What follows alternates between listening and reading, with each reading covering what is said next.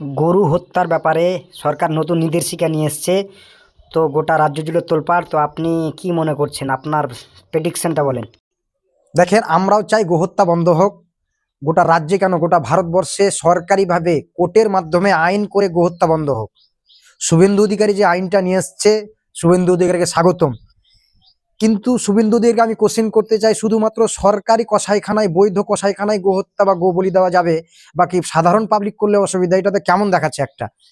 আপনি সরকারি বৈধ কসাইখানাগুলোও ব্যান করে দেন, উত্তরপ্রদেশে যে সমস্ত কারখানা আছে ওগুলো তো ব্যান করে দেন। আমরা চাইছি গোহত্যা বন্ধ হোক। আমরা কারো ধর্মীয় ভাবাবেগে আঘাত করতে চাই না, পরিষ্কার কথা।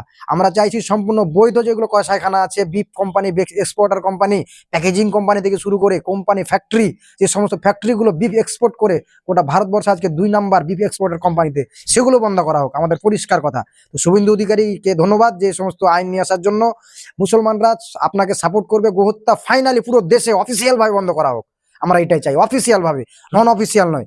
একদম সুপ্রিম কোর্টের অর্ডার থাকবে, হাইকোর্ট, জজ কোর্ট, সমস্ত আধিকারিকের অর্ডার থাকবে যে অফিসিয়াল ভাবে গোহত্যা বন্ধ। কোনো কেউ কারখানাতে, কোম্পানিতে, ফ্যাক্টরিতে, দোকানে কেউ গরুর মাংস বেচবে না। বাস আমরা এটাই চাই।